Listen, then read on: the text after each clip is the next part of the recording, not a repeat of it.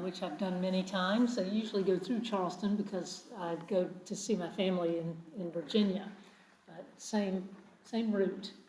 And it would help me if we, did names and stuff like that as well. So I'll just ask you to say your name and what you do when you're not serving the church, and one thing that's just bringing you joy these days. So, one thing that brings me joy is my 2-year-old granddaughter. Right on. Yeah. Oh, okay. Are we going that way or this way? Doesn't really matter. Good. All right. So, Andrew Tilley, I hail from Second Presbyterian in Huntington, about an hour away from here. One thing that brings me joy, that's not a one-word answer. These people, this program, my children, my wife, my church most days, the possibility of, oh my goodness, Susan Sharp, the possibility of maybe one day leading a church. I was scared to death of that last time I sat in this room, but now God's brought me to a place where I not only feel like it'll be possible, but somewhere out there that there's a moment where that's going to happen. I don't know where or how, but I just feel that. So that. Your turn, please. I'm so full of doubt, and now look at all your confidence is awesome. Love it. I'm Erica Layton. I am, I don't know how to put that. I started at Comfort Presbyterian. I go to Marsh Fork Presbyterian where my husband's the pastor. What brings me joy? My 4 granddaughters, for sure. My life with church, with these are my friends. These are my people. But there's so much. There's too much. I mean, I can complain for a long time, but I can absolutely sing praises for a lot longer. Oh, that's good. What do you don't do in your time when you're not? When I'm not in this, I'm doing stuff for church. Ah, I'm right. taking care of grandchildren. I cook at camp. We go drag racing. We go boating. It's fun. I don't do the racing.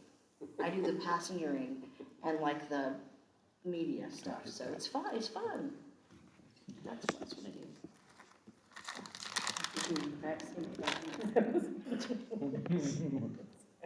I'm Catherine Maddock. I'm still attending First Presbyterian Church, where I retired from being the Christian educator a few years ago, and thought that I'd have so much more time and would finally do Presby Prep and move on to ALP, and didn't really know if I would go CP or not, but this group has just bonded, and they support you and encourage you, and here I am getting ready to get educated to be a commissioned pastor, whether I ever do that with it or not. But the Spirit's moving. My joy is my almost 2-year-old grandson every day, and my family, and they have, now that I am officially an ALP, have become so much more supportive vocally, and it's amazing to me. We've also gotten reconnected with some people that we did campus ministry with over at State, and that's starting to, like a daffodil, stick its little head back up out of the soil, and of course that's why I wanted to do the commission pastor part of the classes, pastoral care classes and stuff like that. I'm a tech turtle. I'm not very tech savvy at all, so I've worked really hard on these lessons, just trying to get the computer to do what I want it to do. So anyway, it's a joy to be here and be back with this crazy group of very supportive, very excited new ALPs. Oh. I'm Susan Perry. I'm from Logan. That's about an hour south of here. And when I'm not doing this, I'm rescuing cats. And people. And people occasionally, but right now cats. And that brings me joy. I'm Sherry Markham. I'm at Riverlawn in St. Albans. I just started a job, only to end it for a few months, but I started a job French teaching at the local high school, but they're discontinuing their French program. So I'm thinking this is just maybe God showing me something, you know, that I'm capable, that I can get out of the house after changing diapers for 20 years, and that I can do something besides clean house, you know. So it was a nice booster. It made me feel good to be in the classroom, and I've met a lot of wonderful kids. And I have 5 kids. I'm a soccer mom. My joy is watching my boy play soccer. And this may sound silly, but one of the things I love and look forward to is I love serving communion. So that's one of my joys, is serving communion. But I'm a big soccer mom. Randy Fife, Bream is my church. He may be I am the best soccer dad ever. I just wanted to make sure you knew that. I know now. Show it this way. Oh, I'm sorry. Just says the best soccer dad ever. Aww. Given to me by 2 children who knew. And so, anyway, what brings me joy? This cup brings me joy. You know, I love this cup. This is like one of my favorite gifts my kids have ever given me, and they're in their 20s, so that says enough. What brings me joy? You know what? Did you see that moon? Yeah. Oh, it's fabulous. That brought me joy. When I walked in this room and I saw that cake over there, that brought me a lot of joy. This candy brings me some joy. No, I preached for the first time outside this church the other day at St. Andrew, because they had to cancel in January, so I wasn't able to preach that day. And that sermon's way out there somewhere no one's ever heard. But it went very well. It really did. And did it bring you joy? It brought me great joy. Are they not awesome people? Yeah, they really are. I mean, when we went out there the first time, you just total good vibe anyway, right? Absolutely. So, but yeah, I love those people. So it's all good. Those are my people. They're all our people. But that's Let me tell you really quickly, I did Ash Wednesday there, which is my first Ash Wednesday where I was doing the ashes and stuff. And this fellow was like 6'5" or something. So here's me, you're talking about not goofing up communion, right? Yeah. So I'm standing there in all of my 5'1" and a half. And I'm thinking, I really need this guy to bow down, or not bow down, bend over, whatever. And I'm thinking on the inside though, don't be you cannot smile, do not giggle, do not make fun of the whole thing. I just needed him to scooch. And I managed to do it and make a good cross. Can't imagine you you hush. It was difficult for me though, because when I get in a situation like that, I really do. I just want to like, but I didn't. I'll have you know. And your robe is beautiful, by the way. It is. It is. I preached for the first time too. We know, Ever, we ever, all got like ever, high ever, marks ever. because of you. Ever. Ever. Where? For Sherry Sizemore. And Sherry Sizemore said all kinds of good stuff about you at the Presbyterian. Don't ask me where. I'm having a brain cramp. It was Elk. Elk Hills. Elk Hills. Yeah. Okay. When was that? Don't ask me that. It's been 2 Sundays. Not very long ago. I think it was right before the Presbyterian. Yes. Aww. I don't remember the How do you exact feel date. about it? Kind of scared, because I was really comfortable with that sermon because we used it in class. And now the thought that now I have to start chicken scratch again, like it scares me. Yeah, but Because I how did you struggled feel to- giving it? Oh, I love doing it. Oh, Yeah. Amazing. Like that was joyful. When anytime you bring the word to people, it was amazing. But I'm scared to start over now with a whole other sermon. I had a You have a week team ago of that I people got that can my help. first sermon that we did for Just for the ALP. conversation over lunch tomorrow, but I don't want to cut too much into Trish's time. Oh yeah, we could talk forever. We're sorry. I They will could. say, Erica, They that I've done Ash Wednesday many times. And people look goofy with you know, with the cross on their forehead. And they really do. You look goofy, and it's all I can do not to laugh. Very frequently, but then I decided that maybe that's part of the point, is that we are goofy creatures and God still loves us. So, yeah, Susan? Susan Sharp Campbell, I think one of the things that brings, I thought I was off the hook. One of the things that brings me joy is my dogs. And I tutor at, it's a church where I was, along 20 years ago, I was the associate pastor. I mean, I've been gone there for 20 years. But they have a tutoring program for second graders. And they take as many students as they can, and this year I think there's 7 of us, and so I tutor on Thursdays. You said And second? Second graders. And that brings me joy. Aw, lovely. Well, thank you for sharing. And yeah, we can have more conversation. I hate to cut it off, but I guess we have content, so to speak. So, Sleepover at Breen. yeah, and Randy was asking, you know, what am I hoping that you'll take away? I do hope that you'll probably be more knowledgeable than most ministers are about, I hope, at the end of this, because they don't have these classes, about what the Presbyterian Church has to offer. And I also hope that you'll feel comfortable reaching out to ask for what you need to the national level and others. Now, I'm sure that you're aware that there are 4 levels of council in the Presbyterian Church, which are, Session. go either order you want. The big one. General Assembly. Session, Presbyterian Synod, General Assembly. Did we get all those? Wait a second. I missed one. This is basic polity, last spring. Madam, I missed one. Session, Presbytery, General Assembly. Senate. Synod, That's the one I missed. Synod. So, yeah, and do you know how many synods there are in the Presbyterian Church? In the state or in the country or in the world? In the Presbyterian Church USA. Anybody know? Are there like 5?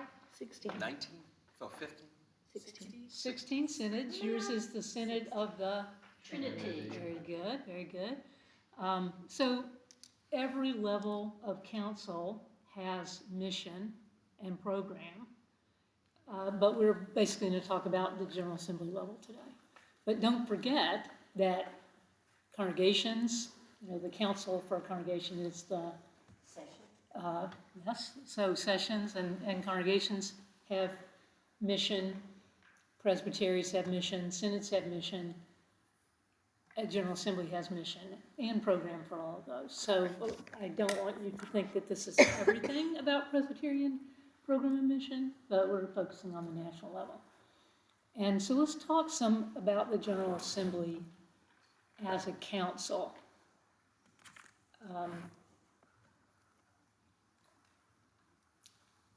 This is the website for the General Assembly. The 226th is the one that's coming up this summer. And if you want to know anything about the GA, this is where you go. At a certain point, it's not quite ready, and not showing my screen. So that is a design flaw here. Do you want to turn this back so you can see it better? No, I can see. it's something different then. It's just that I was expecting the, This one? yes. Could I ask you a tech question really quick?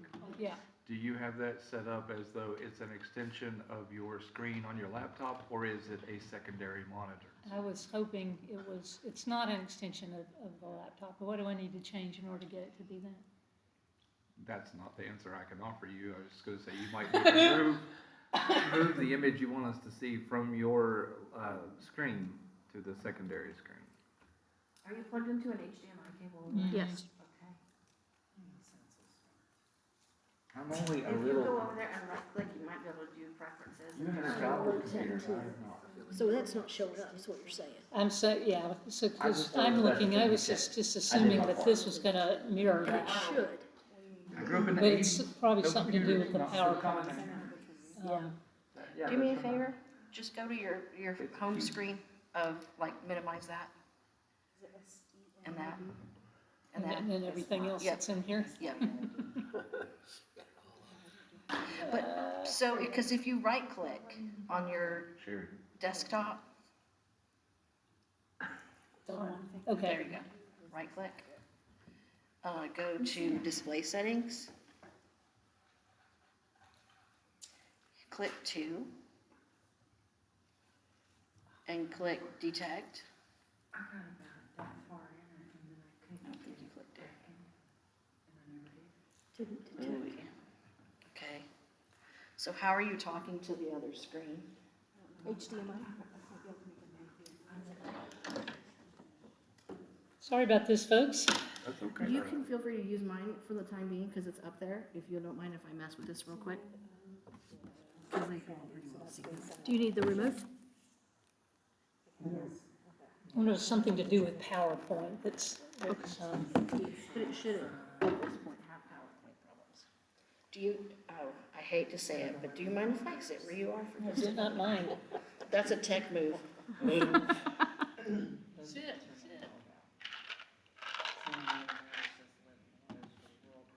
Yeah, I really needed to mirror the screen. Run those systems. That's what I did. And if it doesn't do that, Here's where I have a why little bit of then, an issue. then what do She we do? talks about how my confidence is higher, and that's true. However, I still am not Let's the make smart that one in the group, so. Wanna do that? Y'all, Can I hang out at the bottom with you You know, today? there's a difference between smart and wise. Yes, that's true. Because your And you're PowerPoint's so not, wise that's to your know first page of your PowerPoint, but it's not moving. It probably would move, but it isn't showing, well, I don't know, it's not showing the, Screen. there's a link in the PowerPoint on my computer. When I go to it, it goes to show the website of the video. I would love to tell you that. So basically, I should be able to do this. Remember, you did PowerPoint. I just needed to know what she shared. Because If I could sit in. I should be able, you know what? I would try to get you. Yeah, see, I'm not even, 'Cause it's- wait, is it mousing over there? And I got it Well, it to says she's work. got 2 PowerPoints down there. None of the rest of us have been able to do that. You have an honest to goodness gift for finding. That's what the I was scripture, looking at, but it's, finding that's some level of obviously not understanding. There are mirroring tiers the of screen. understanding you have for some of it. It's, there's something up on display Move settings. forward from here knowing that God's got your back and that you are supposed to be doing this thing, which means you sit with it, you pick your scripture, and talk with God. And you're gonna be on a roller coaster. Is it ride. mousing down? It is. There you That's go. amazing. So It should move now because the mouse is showing on that screen too. See it? Okay. Now and then through the- Does that give you what you want? it went back where I didn't want it to go. Oh, can you get in your PowerPoint where you need to? For those, and I haven't found one. We're a patient bunch. Before we're all done tomorrow, That's thank you. very helpful. And listen, Okay. always reach out. Do not be an island. I will cheerlead for you every single day. I will make sure you're feeling okay. Okay, All right, We're back. thank you very much, Erica. Appreciate that. That's my friend. I rewarded myself with a flying. It's always nice to have somebody who knows what they're doing. Clearly not I. Okay, so if you want to learn about the General Assembly, this is the webpage. At a certain point, if you really want to follow the General Assembly, there's going to be a site called MyGA that you can sign up for. And anybody can do it. You get an account, and then you can look at a bunch of other things about the Assembly. But this will show you the docket for the Assembly, which begins basically on June 25th. You will, and this year, the Assembly is meeting in its committees, which is usually the first part of an assembly, online, and then everybody will come after the committees are over to Salt Lake City, Utah for the plenary sessions. Are you aware of how the General Assembly basically works? I know that Randy is, he's been a commissioner. Have any of the rest of you been commissioners? I'm gonna be this year. You are, okay. Well, congratulations, that's great. Randy, how would you explain to your classmates here how General Assemblies work? I've often told people about my experience at GA was, I kept saying to myself, I'm gonna have to come back because this is so much to take in. Everybody was assigned to a committee. I spent time in committee concerning things that had been brought, overtures and the like, in other matters. And then we would also have plenary sessions where everybody got together and we had worship and we had discussion about different overtures that had been raised, what had been reported from committee, and in between, in the little time we had, we were looking at PC Biz, trying to figure out what that overture was all about, what the rationale was. There were sometimes minority reports from portions of the committee that did not agree with the larger committee's overall vote. You were given numbers on the votes, and then people were able to speak at the microphone when recognized by the moderator, and they made their positions known as to that. And then a vote was taken. It's all electronically done, and vote totals would be displayed for everyone, and then we would move on to the next thing that I wasn't sure I'd ever read. I mean, it is like drinking from a fire hose, really, and the first time. The second time, if I ever go back, hopefully I'll have it better figured out. But I was working full time at that point too, so I was working in between, and it was a lot. How many notebooks did that take? We had a big old notebook like this for all this stuff, and then everything that was online. It was a Well, lot. and that's when it was mostly electronic things on the internet. In 2003 or 4, when I was in Denver, you really did have a notebook because everything, they sent it all to you Yeah, in print form. Oh my gosh. yeah, I had just made my own. Yeah. Hang on, you said 2003 or 4, not 2023 or 4. Just, Yeah. I want to make sure I heard you right. No, I was in Denver, I don't remember when Denver was, and then I was also a commissioner in 18 when Randy was. How do you do that? How do you become one of those? You elected. The Committee on Representation in this presbytery makes known when nominations will be received, usually in July, August, before the next General Assembly in every even-numbered year. And you apply or nominate yourself. And then the Committee on Representation makes decisions I'll vote for you. and nominate. They don't make decisions so much as they make nominations to the presbytery because they're elected by the presbytery. And do you need to be as familiar with that entire notebook as possible? Yes, but particularly the materials related to the committee on which you will be appointed to serve.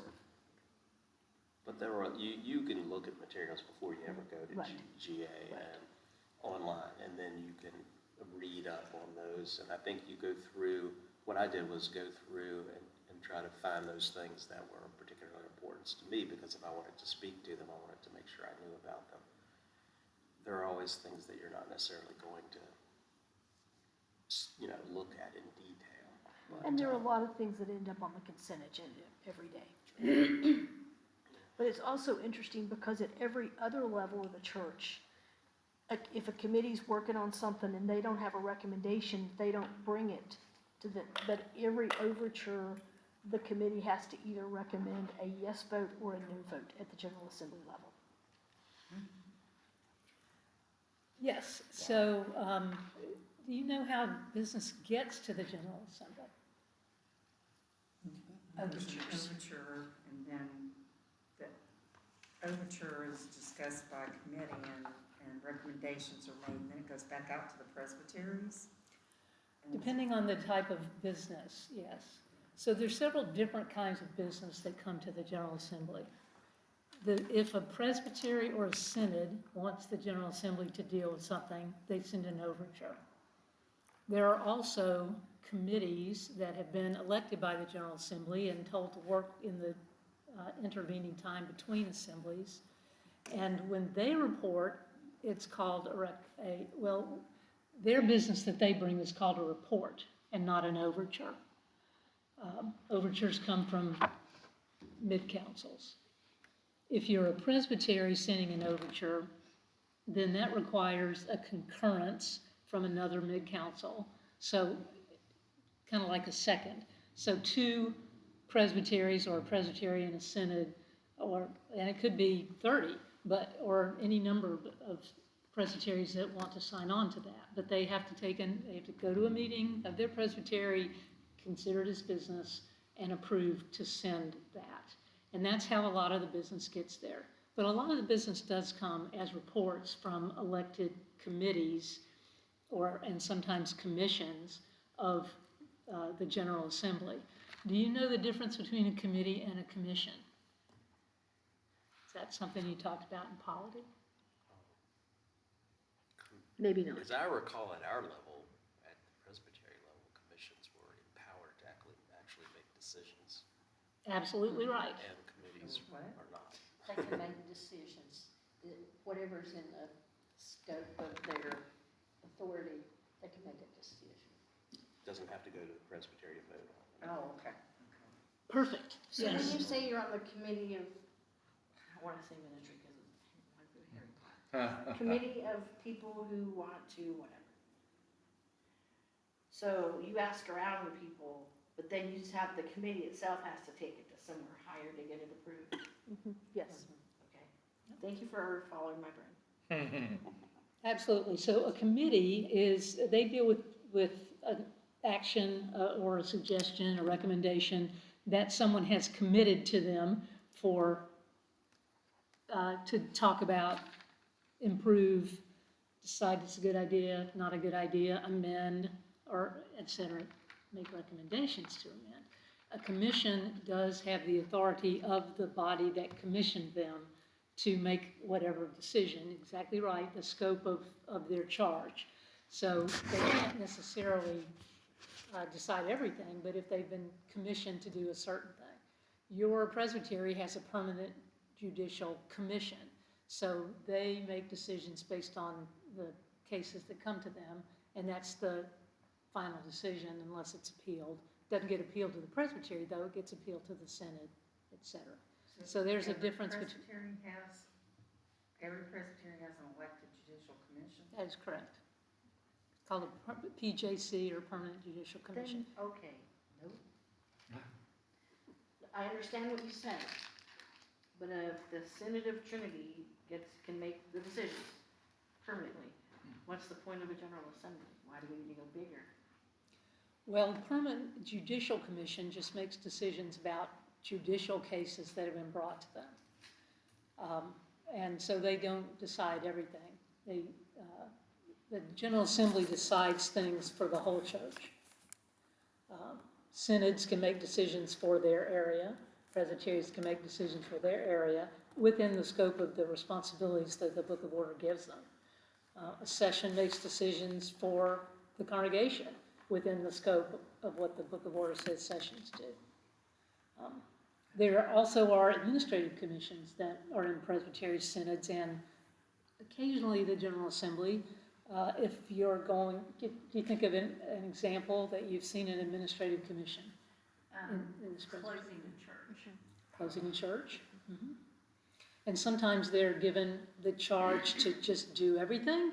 Sometimes the presbytery might say, do this, this, and this, but bring a final thing about that back to the presbytery. Also, if you've ever ordained or installed someone, you've probably used an installation commission. That's an administrative commission. So judicial is for, we're not going to talk about the polity of discipline, but there are remedial and disciplinary cases, and permanent judicial commissions deal with those things and make those decisions on behalf of the whole body. Don't get me off on the polity, we'll be here all No, day. that answers my question. Yeah. So the General Assembly is the highest council, or the most inclusive. It involves all the presbyteries. And the commissioners of the General Assembly are 1/2 ruling elders and 1/2 teaching elders. The General Assembly also has advisory delegates that come and participate, And in committees, they have full voice and vote. In the General Assembly, they do not have a vote, because the Book of Order requires the assembly to be half ruling elders and half teaching elders that have come from the presbyteries. Anybody know how many presbyteries there are? Up a little. There are 166 presbyteries. Trivia, you may wish to know. Can I ask a question? Of course, you can ask a question anytime. I don't figure this is a big deal, but I'd like to know a little bit more about the difference between a minister of word and sacrament and a teaching elder. Right now, I think I understand it to be, a teaching elder would be like what we've become. No. They are the same thing. There's just no difference. There's no difference, it's two different names for the Threw same me a thing. curveball, teach, come on. Are you talking about a rolling elder, maybe? Well, I was trying my best to remember the exact word she said, and my brain's jello, so. Tricia used teaching elder, Right, that was and the they were one the that caught my exact same ear. as ministers of word and But I'm sacrament. thinking Andrew might have gotten it confused. I did. Rolling elder. Okay, so a ruling elder would be like, Yes. Session. each person just sits on a session. The teaching elder would be the Minister. pastor, so then, But a CP is not a teaching elder. Right. You have to be a ruling elder to be a commissioned pastor. right, And so presumably you're all ruling elders, whether you're serving on a session at this moment or not. If you were ordained as one, you're forever one, unless maybe you become a teaching elder and then you're not. And the minister is not in seminary. Yes. Ministers of word and sacrament and teaching elder are two different names for the same thing. oh, okay. Yeah, Problem is, Andrew, the Presbyterian Church has changed the wording that's used in the Book of Order a couple times. Well, and we changed to teaching elder almost exclusively, and then we changed back Right. for the most part. right. At the General Assembly, we usually use, and because acronyms, which, by the way, when I was going to look at this, here's, you can, the link didn't work. Apparently it did for you, so good, but I thought, oh darn, I gave them a link that didn't work. So I printed that off. And there's probably, so if you look in here, TEC, Teaching Elder Commissioner, and there'd be REC, Ruling Elder Commissioner, Tex and Rex. That's usually what they use at General Assembly, just because it's a little bit more equal, you know, and faster to say and that kind of thing. So, yeah, and you want to keep some for your other, I don't need them, I'll probably just throw them out.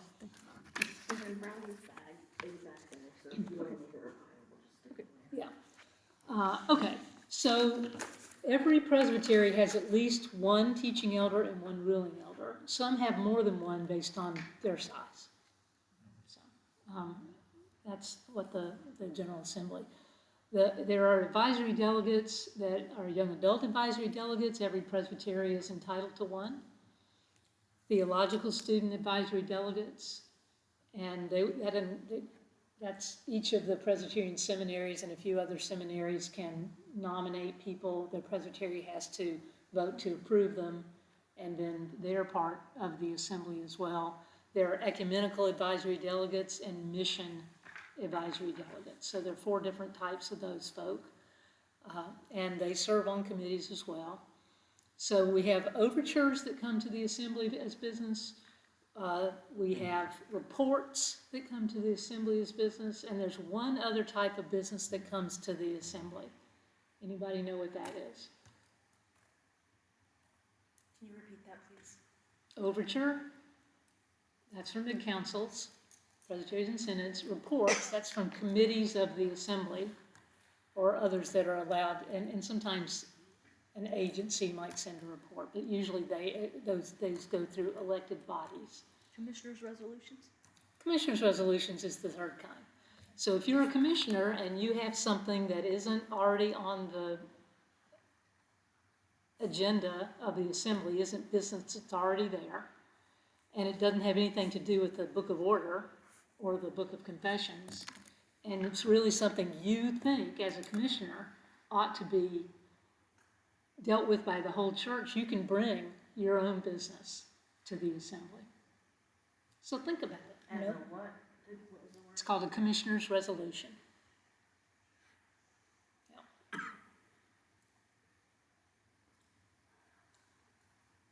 When we talk about the program and mission or anything else of the General Assembly, who decides that? The General Assembly decides that. The commissioners of the Assembly, which come from people who come from presbyteries. So sometimes people will say, the General Assembly did this. And they mean, and they think that it is the people who work for the national agencies. But if there is a position or a program that has come, that is a General Assembly position or program, that was decided by commissioners from presbyteries.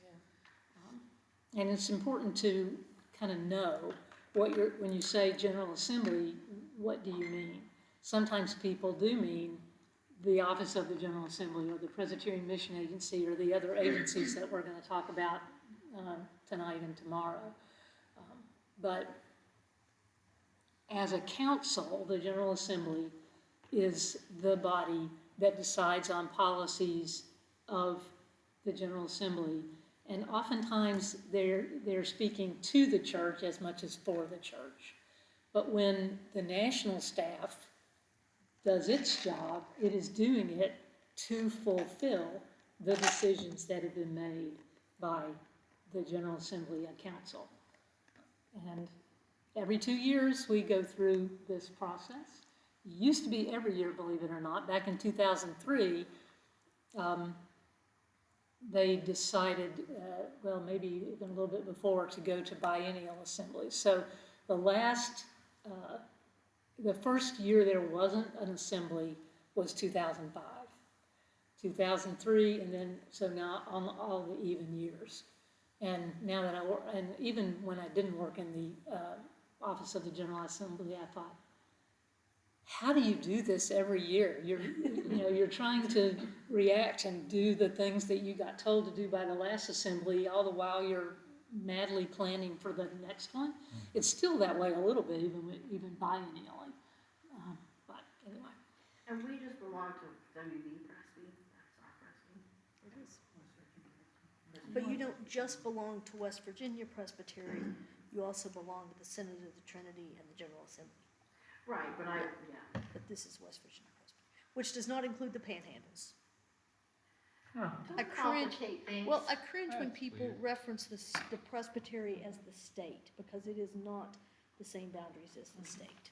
I'm sorry if I should know this, but is there a map that has, There used to be, that would be cool to see. Well, that sounded like a heavy answer. Yeah. when we had a building, there was a map on the wall. That would have been cool. I don't know where it is now, but I'll see if I can find it. Virtual map on the When internet. our boundaries being redefined. I think it might be in the storage space, I'll look for it. You know, they just at this past Presbyterian meeting, they better, and we tried to better define what is part of the Presbytery of West Virginia. And by in order to do that, we just decided, which hadn't been done before, to list all the counties that are part of the Presbytery of West Virginia. And they aren't, it's not the same as every county in West Virginia. And it also includes county in Ohio, right? One county anyway. So that's really interesting. This is a project that I'm doing with a colleague, and it's involving every synod. We are, some of the business that will come to this General Assembly will be an overture from every synod to ask the General Assembly, whose responsibility it is, to say, approve the these descriptions of the geographic districts of these presbyteries. So the Synod of the Trinity will send an overture that says, actually, I'll show you my spreadsheet. I need to hear from somebody from West Virginia that they agree that. We just about approved what it, we we said. just approved it, Saturday. Yeah. Great, just a good. weekend ago. So, the geographic district of the Presbytery of West Virginia consists of the counties of Lawrence, the Township of Rome in the state of Ohio, that's what you have, and the counties of, you can read it, perhaps. All of these others in the state of West Virginia. The, one of the, a few years ago, all of the presbyteries in New Jersey, there were 7, they went through a whole thing where they were downsizing into 4. And they have all these very technical descriptions of the geographic districts of all the 4 that now exist in New Jersey. I was trying to figure out where we save that information. I mean, it's in the General Assembly minutes, but do we have some sort of a database of all the descriptions of the presbyteries? And we didn't have that. It was not a thing. And I have a decent and in order heart, and I could not stand. You know, it's like you would think that the office of the General Assembly would know, you know, would be able to go to one place and know what is the actual thing. So I started asking other presbyteries, what do you think your boundaries are? And I got this huge Excel file. Thank you for indulging me on this little story. So you're to blame. You're the one to blame. I am the one to blame. Got an Excel file, and one of my colleagues is a cartographer, and he loves maps. So what we decided, and he wanted to get an accurate map. This is the map that he's working on. So, you know, Presbyterian of West Virginia, yeah? He discovered when he tried to map the actual, what people said, okay, our boundaries are this, that there were places where 2 presbyteries thought they had the same area. There were places where no presbytery thought they had that area. A lot of it was bound, you know, like on the edges, and, you know, we also discovered, and this is not cool, but we discovered that there are churches in the boundaries of one presbytery that are members of other presbyteries. And you can't draw a line around it that makes any kind of sense whatsoever. So, anyway. You're gonna clear all this up for everybody. We're going to clear it up in the sense that it says all of the overtures. Let's see. Here's an overture from this. This is one I was working on earlier. The Synod of Lincoln Trails overtures the Assembly to approve the geographic districts of its presbyteries as follows, and then it just goes alphabetically through the presbyteries. Some presbyteries include non-geographic members, so Trinity doesn't have one of those, but Lincoln Trails does. Midwest Korean American Presbytery is non-geographic member. And so at the end of this process, which has become very tedious, but it's very, you know, helpful, we're going to have in one place, well, it'll be more than one place, but they'll all be together. This year's assembly minutes is going to have all of the boundaries in one place. Awesome. And I'm telling you that trying to figure out when these boundaries were set and go back to the minutes of like 1959 Wow. and stuff like that was interesting. But you see, that's why those minutes are so important, and I wish I can get Totally. the churches to understand, the churches, like the ones that I go to.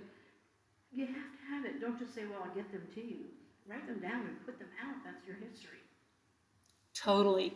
Yes. I do like that. And the General Assembly minutes are really important. They're, the Assembly decides these things, and they decide boundaries. So it's very frequent that a church wants to move, and the presbyteries are okay with it, and they'll say, okay, switch this county over there, or switch this township over here. And it actually doesn't matter that if the Presbytery of West Virginia wants in its own bylaws to put it in a slightly different way, you know, some people, think we have bylaws, do we? or whatever you have, your documents, Manual, I guess. Okay. manual, as long as the reality that's described is the same. Because some people, there's one stated clerk of a presbytery was saying to me, it makes so much more sense to say it like geographically, you know, instead of, these are going to be all alphabetical. Because, you know, we know where that is, it's next to this, like the rest of the world does not know where that is. And also, Are you going west to east, north to south, in a circle? You know, I mean, geographically can mean all sorts of stuff. Alphabetically only means one thing. And hopefully I have all the alphabet right. I could be wrong, but you know. It also, I've discovered that it makes it very easy to look up which presbytery that county is in, because you don't have to look at every word in the paragraphs. You can have one of those things today. I was actually working on too. Thank you for all your hard work. Yeah, bless you for doing Yeah, that. that's wonderful. Well, I mean, I'm really excited about it, and we'll keep a separate database as well, but we will keep it updated. And then if we ever need to go back to it, we'll know in 2024, this was decided, and then anytime something has changed, anything, you know, at least 2024 is gonna be the baseline from here on. Right. So, anyway. Some of the context for that is that things might change, right? There's discussion of changing synods and which presbytery this would be. Yes, absolutely. So, There are some, I know that Lackawanna Presbytery and Lehigh Presbytery in this synod are talking about merging. Again, the New Jersey just did a thing. There were some presbyteries out in California that merged at the same time as New Jersey. It changes all the time. But we're gonna have it in one place, we're gonna keep this database, and we're gonna keep the map updated. So it will actually be accurate map. Our guy Vicente knows what he's doing. And so, anyway, I'm excited about that. That was a little bit of a detour. I wasn't planning on. so if you go to this GA and the motion passed and you hear a yes somewhere, it's Tricia back there. Exactly. The General Assembly Committee on Mid-Councils will have these overtures. There will be, how many? Because each one from a synod? 16 overtures that will, where the synod is saying, please approve this. And some of these are just clarifying what already is. There are a few where it's going to include, this county moved from here to here.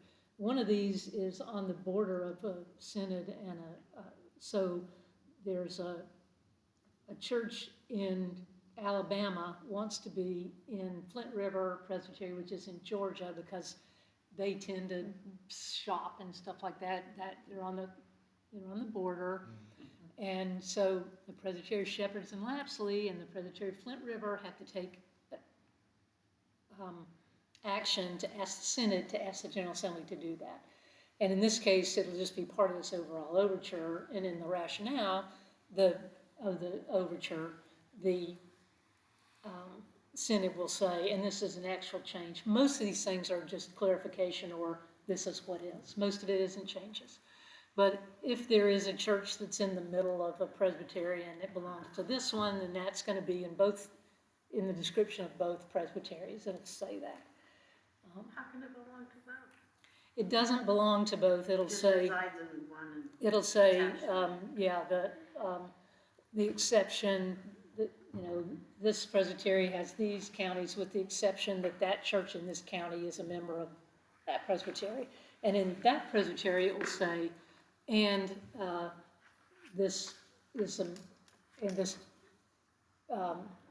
in that county is also a member. So that way we're very clear. We don't approve of that having happened, but we're not looking to yank churches out of presbyteries. We're just looking to describe what is and not recommend that you make that you do that again. But these are just decisions that were made in the past for who knows what reason or that kind of thing. You can see that happening with Presbyterian Times and Presbyterian of Arkansas. Because I know a friend of mine is in Presbyterian Pines, but does things with Presbyterian of Arkansas because Presbyterian Pines doesn't do them. They don't participate. So. Yeah, and as there are churches that go away, which does happen unfortunately, then there are some that may decide to merge or actually this area, we don't have any churches there anymore, and it might make more sense for this presbytery to do mission in that presbytery, in that area. Anyway, so I'm looking forward to my 16 overtures. and getting this, as I've said to a few of them, Vicente and I have had a lot of fun with this. We're kind of looking forward to having fun with something else afterwards.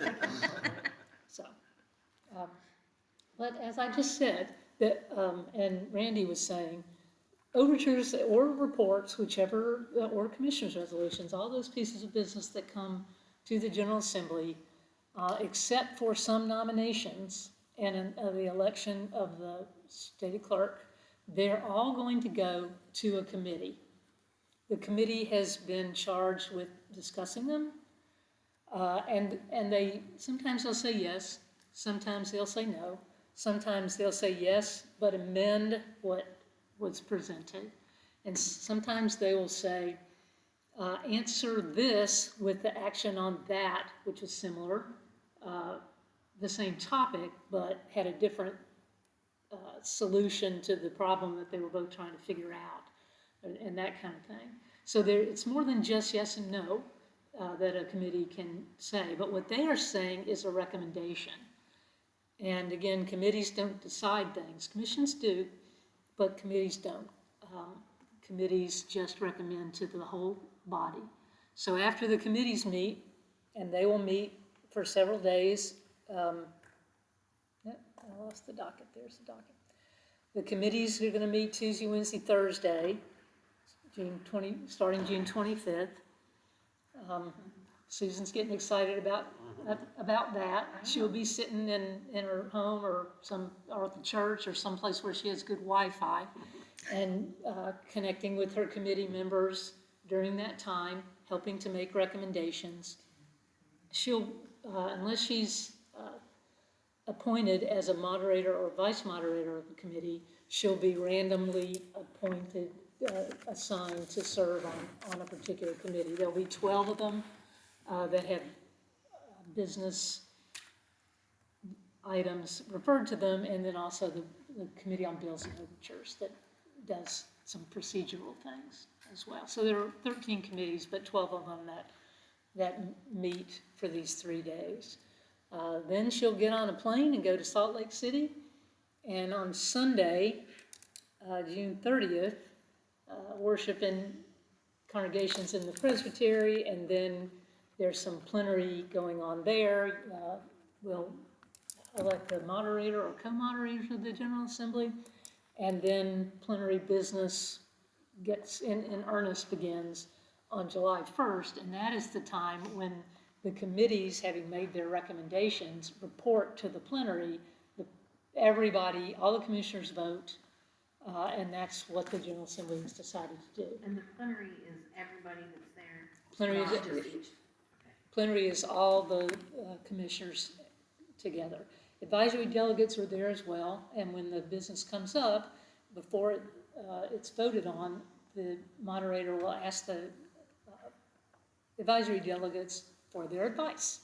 And then the commissioners see what the advisory delegates think, and then they can take that into consideration as they make their decision. Before you move on, one of the advantages of this is anybody can watch the proceedings. Absolutely right. Yes. It's all live streamed. There's Every committee will be live streamed, all the Can you go plenary to will the be. website to get the live stream? Yeah, or my GA, I'm not sure exactly how that's gonna work, but it'll be easy to find, yeah. And if not, ask Susan. And it's fascinating to watch, Yeah. particularly the election of the moderator. If you would watch nothing else, That's I'd June encourage you 30th. to watch the moderator election. Could you elaborate on your use of the word fascinating? Okay, I find it fascinating. You can Well, actually, because the folks that are running for moderator, they share information in advance. So you know a little bit about them, but then when they share it, it's a time of question and answers, and you learn even more about them.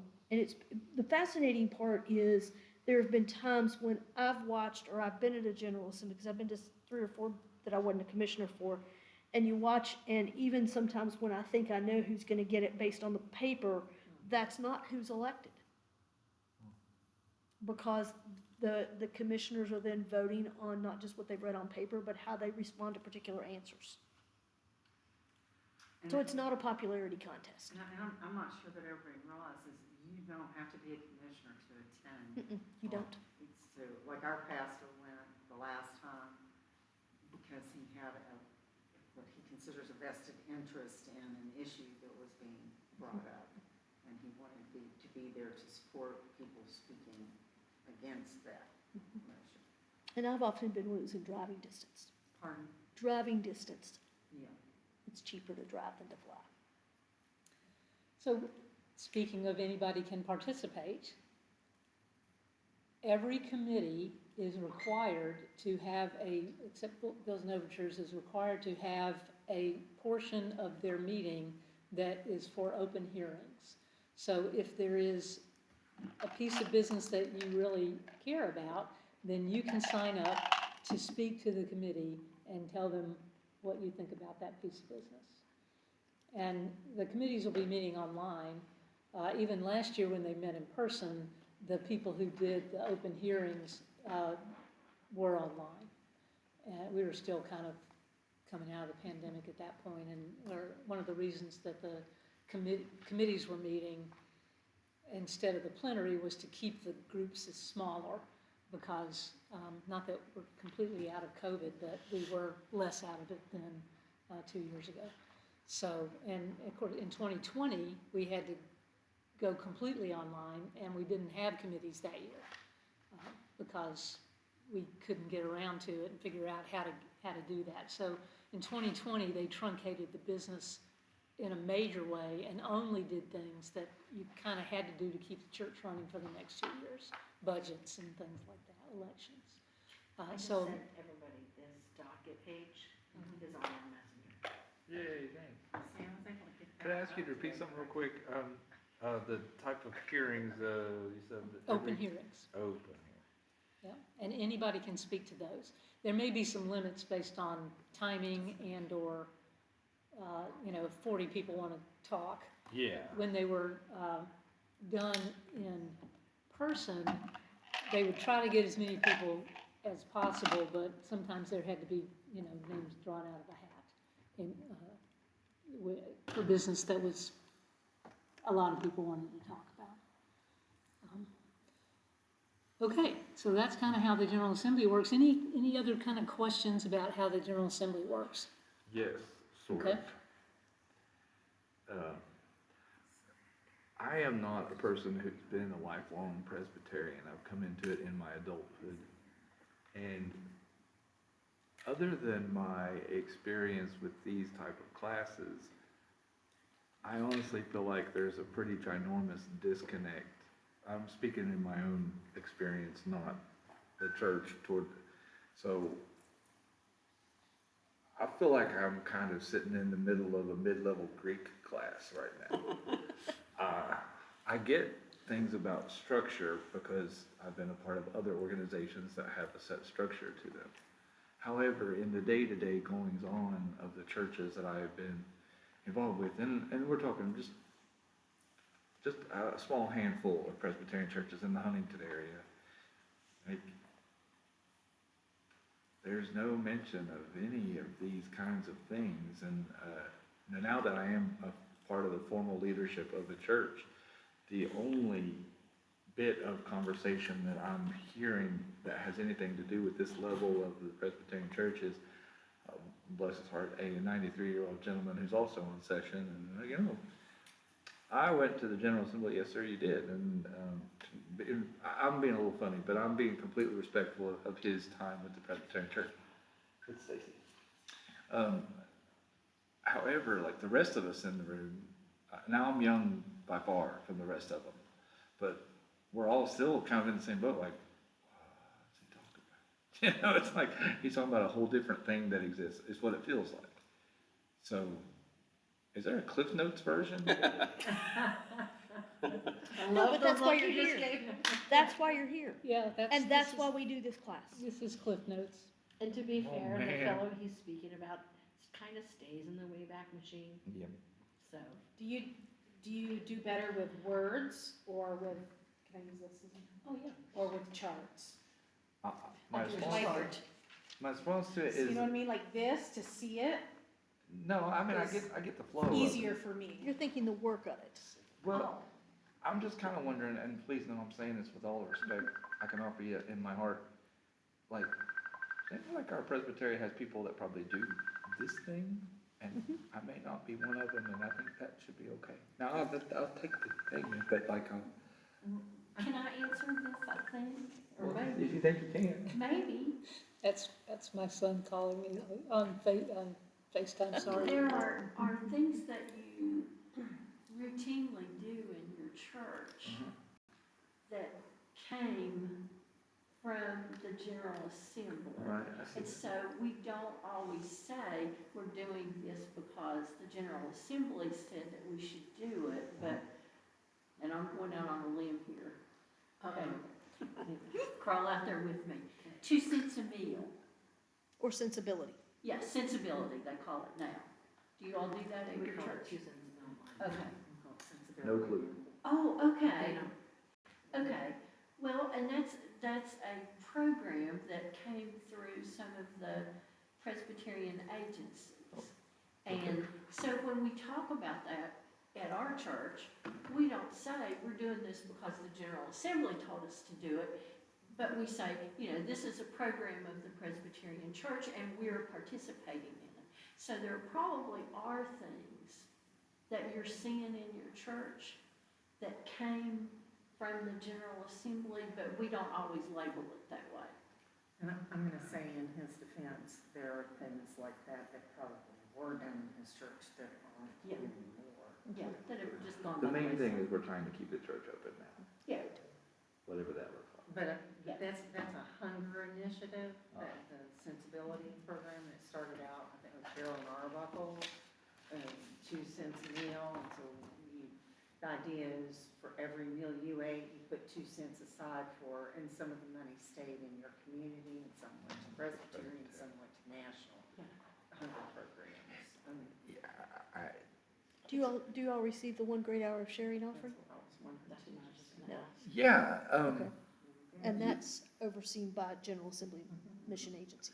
and that would be my initial connection to understanding some of this stuff. We participate in the 1 great hour of sharing, and then the joy gift offering, and that's just what it's limited to for us.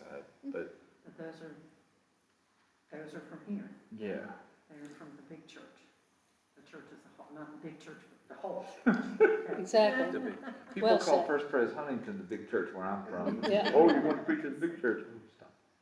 Yeah. Okay. No. Well, thanks. Look, I'm sorry, Well, but and No, don't be sorry. to be honest, sometimes I think the extent to which a particular church is connected with the General Assembly depends on how connected a pastor, commission pastor, but how much the pastoral leadership is connected.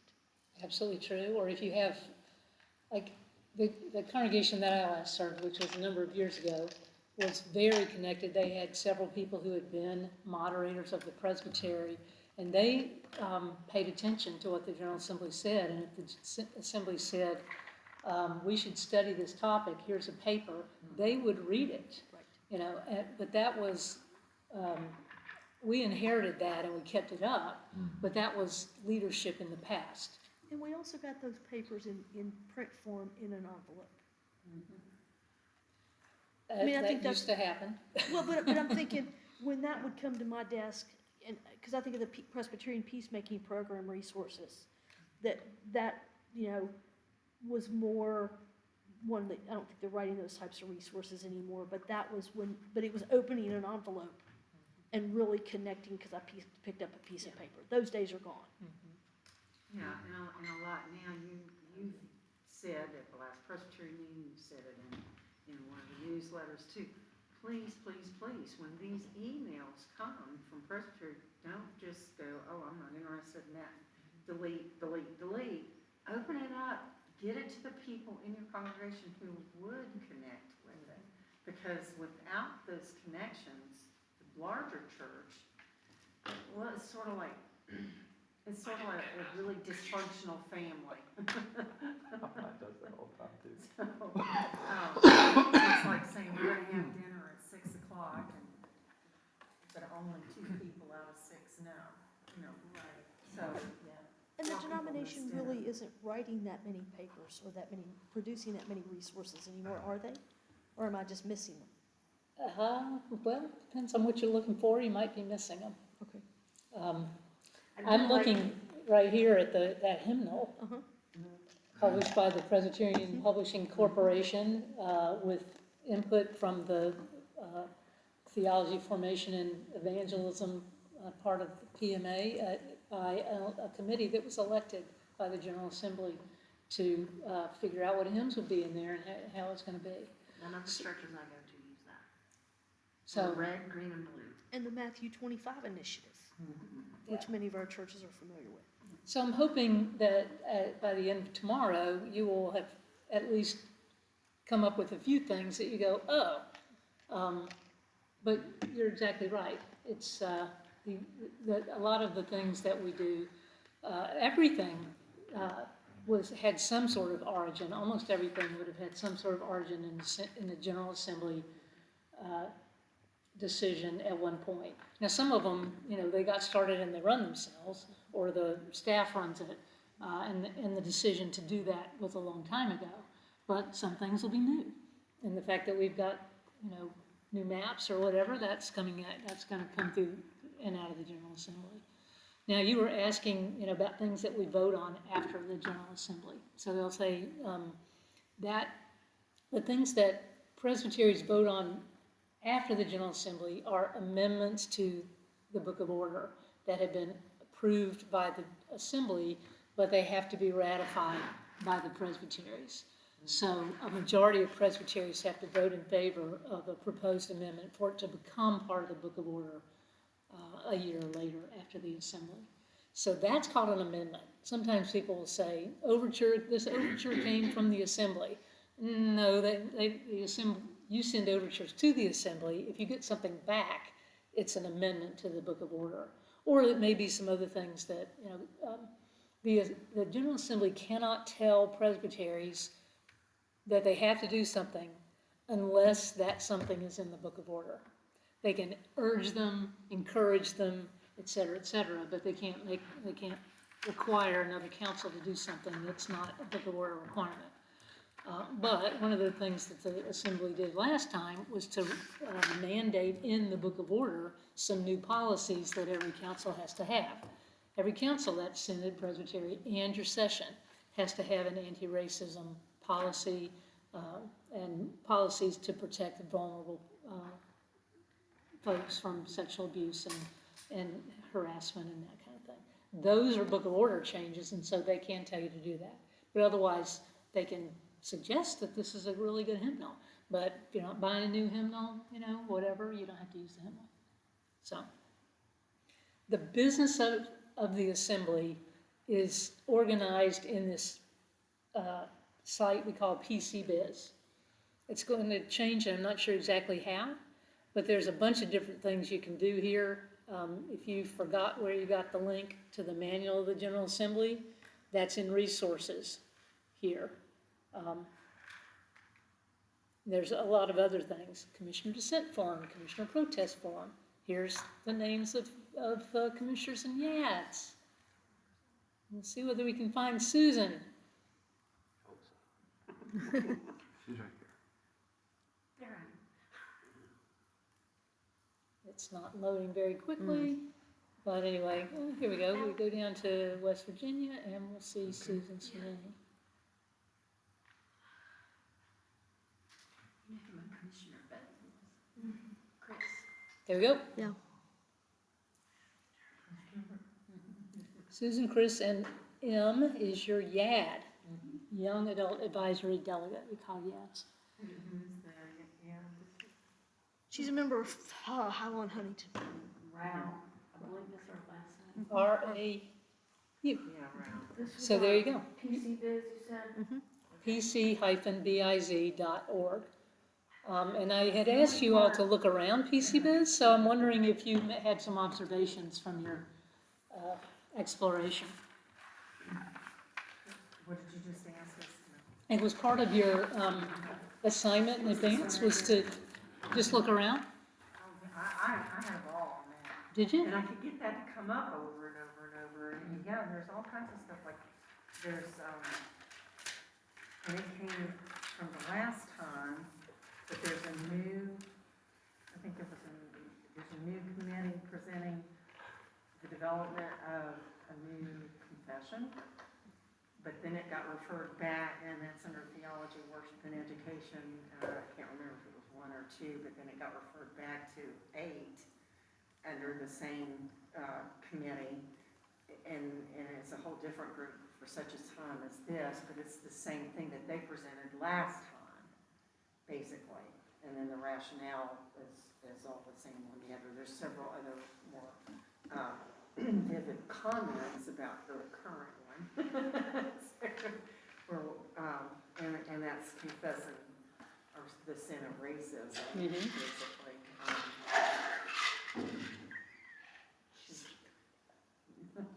You didn't know she was gone back there. So, anyway, it's, I mean, there's so much in it, and I was like, whoa, wow, really? How are we gonna do that without just having arm raising? So, there's a lot of very sensitive topics brought up in it. And I participated in a cohort of, hard questions on race for white people.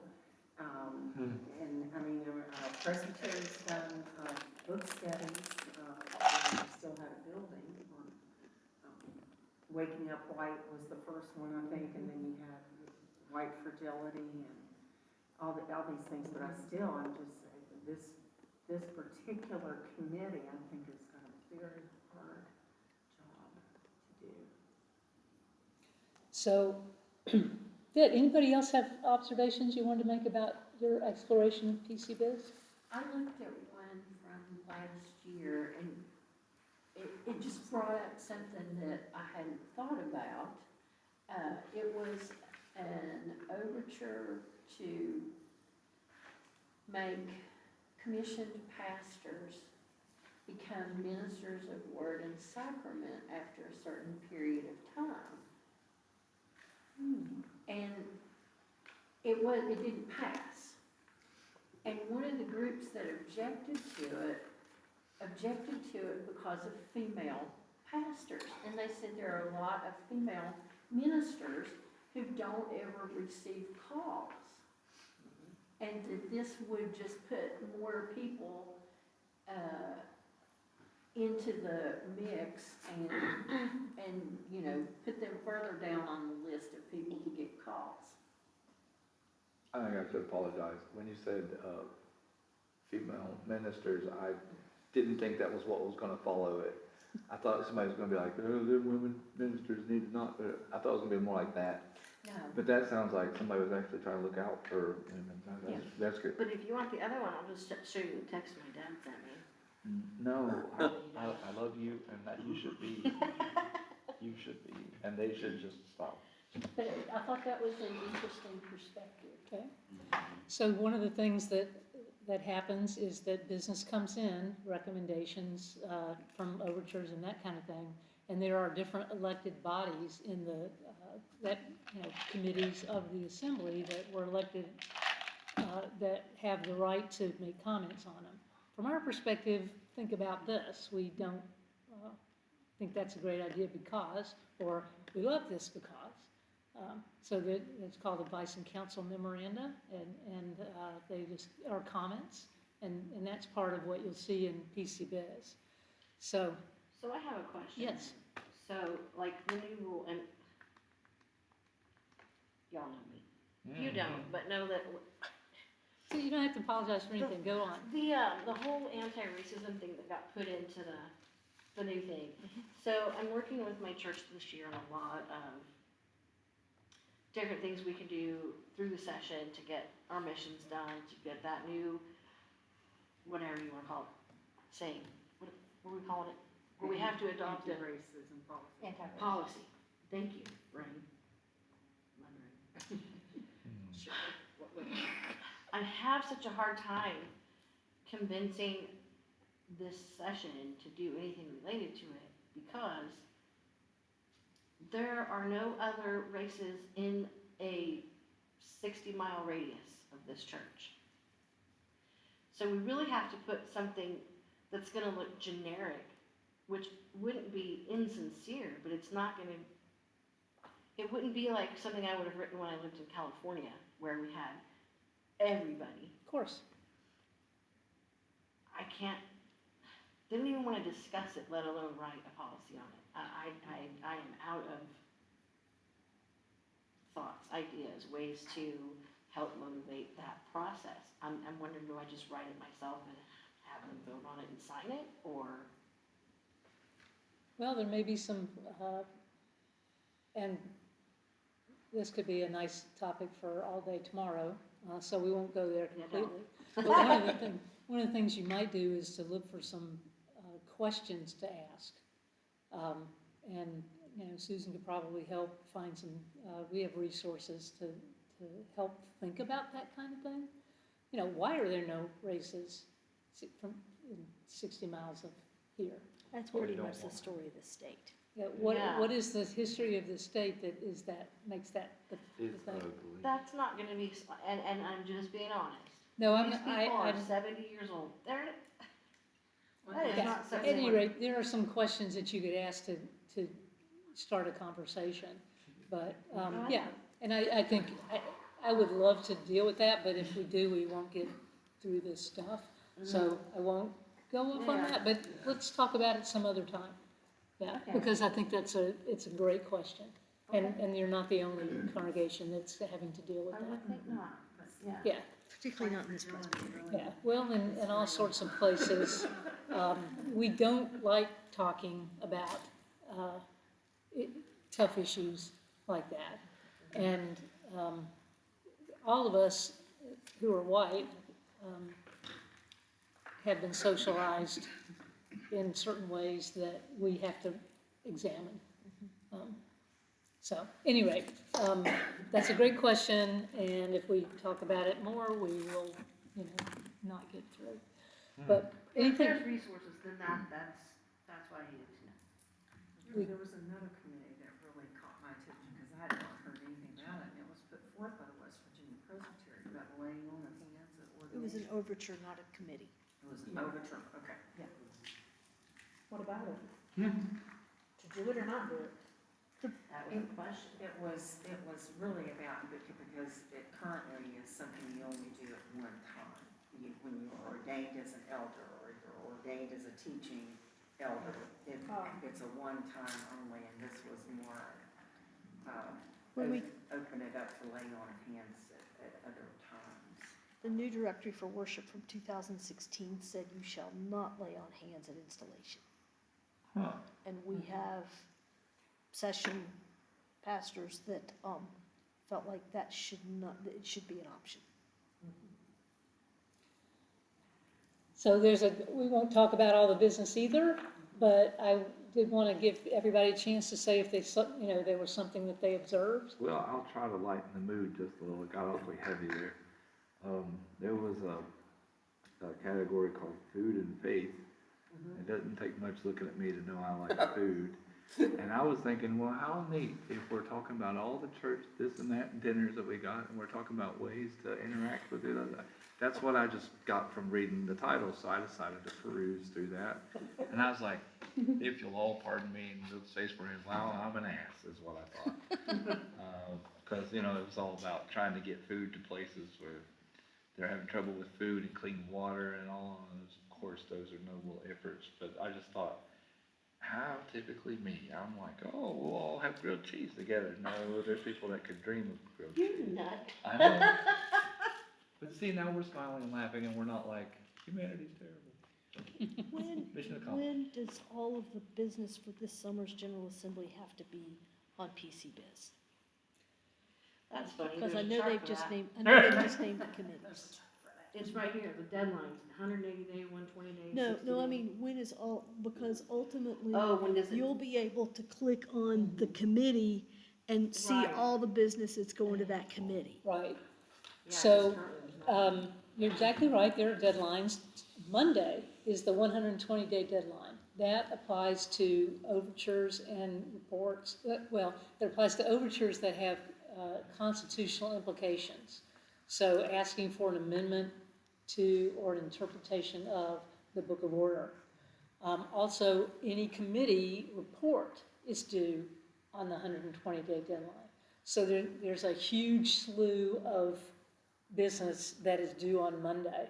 In fact, I have staff a special committee, and they are still writing their report, and by Sunday night, they have to send it to me, because I have to submit it by the end of Monday. It takes a little while to process it, so it's not instantly available for everybody to see, but it will be shortly available for everybody to see. And I actually can go to a certain part of PCBiz. It probably doesn't show up for you, that shows things that are in process there. Yeah. Some people can log into that, etc. But then there's a 60-day deadline, and that has to do with anything that has financial implications for budgets in the General Assembly. And then anything else is 45 days. So all these Senate overtures I'm waiting for, that's a 45-day deadline. It isn't constitutional, it doesn't cost anything. So May 11th is 45 days, and I don't know what 60 is, count, or look at the chart. There you go. So one of the things I wanted you to be aware of is there is a ton of information in PCBiz. Yeah. And you can see the history of every piece of business that has come to the General Assembly since like 2006. Correct. That's a lot. Are you interested in it? If you are, then you can, I'm trying to help you figure out how to go find out, and just know that you can. You know, And I was just wondering, when could all of us go on and just look at, there's a committee on this, and just look at what business is going to it? well, they'll start putting this stuff into committees after a while, but Okay. they have to wait and see what business comes in. And so they have a probable, these are the 12 committees. I thought they'd publicize that. They did. Okay, but they can But- change? Well, it could change if there's no business Oh, okay, that would go in there. But based on what they think is coming in, it probably won't change, or maybe tweak a little bit. And then Office of the General Assembly staff will make some suggestions. This piece of business should go to that committee, this piece should go to that committee, but then it goes through also the Committee on the Office of the General Assembly, and then which the acronym is COGA, COGA. COGA will recommend to the Committee on Business Referral, and then eventually commissioners decide this is where that goes. But so it won't be instant, but there aren't any in the committees now, and you probably don't even see the committees. That's why I told you you had to go to the last assembly to see how it actually works. It'll start trickling in. Okay, so they add it as they get it? It's Slowly but probably- surely, it's not like they wait to get it all. Correct. Okay. It'll start, it won't be added in exactly as they get it, but there'll be a point at which they say, okay, now we think we can mostly put these things in, and they'll be referred, like a preliminary referral kind of thing. So we've looked at resources, the resource tab, reports, et cetera, 120-day deadline, et cetera, et cetera, et cetera. Anything else that you wanted to talk about relative to the General Assembly, or questions that got raised by all this crazy conversation that we're having? I can't remember when we learned how to speak. My mommy and my daddy talk. Yeah. So, anyway, there was a place we went because I found all these, you guys hush, emails that you could sign up for. Yeah, we'll talk about that later. We haven't got there. Okay, yeah, because I liked that page a lot. It was something we were told to do, and I actually signed up for it. I didn't know if I was supposed to explore it or signed up for it, but I signed up for something. Well, I wanted you to be aware of some of the things that exist. Yes, That you can get- self-enrollment training opportunity. Apparently I registered for one of those. That's fine too. Yeah, I was looking for you to explore some of the things that are I available. thought it was cool because I didn't know any of, there was two places, Right. this one and something out the other page. I loved the I didn't know Presbyterian existed. Women's site. I did too. Yeah, the Presbyterian Women's site. I've read a couple devotionals Val sometimes. Murphy. There's the most beautiful picture of Val Murphy that will not print anything but from here over. As a young woman, and you know, I see this at APSI all the time, and I think, she's gorgeous. And she was gorgeous in her youth. But at APSI, we take up a collection every year for scholarships. And the Val Murphy. Yeah, where was this? Cause I So saw, much oh, the historical, okay. Yeah, I was this can be dumbfounded very, I by think this stuff is, Yeah. for me, overwhelming, all this information. Because right now I'm just focusing on like figuring out how to be a good ALP. Yeah. Like, so to me, this is like in the heavens, and I'm just down here like fumbling on the ground. So yeah, it may take me a while to grasp this weekend. I totally get that, and, you know, so part of what I'm trying to communicate is that there is a lot. Oh, yeah. And, you know, there's quite a bit of information available to you if you know how to get it. And, you know, so here are some ways to get it, or, you know, where do you find this type of thing? So I just wanted you to look around and get some ideas about that. We asked My question Susan was, or Marie, right? are a lot of these Where do you get that links kind of that information? So we we asked get, Susan are or they Marie, just right? one access only? Because I got every one of them to open at one point, and then I couldn't get them to open again. I get an error code. I had to type them in, and I can send, typed them in, no, you have, copied you and have to cut pasted. part of it off. If you, I'll fix it for you, just tell me what you need. Okay. and I just will clicked on make the it. link from her page and it went right through the Oh, first mine line. did not want And to. Well, I didn't so have it here's the first thing. time, but not the second, third, fourth.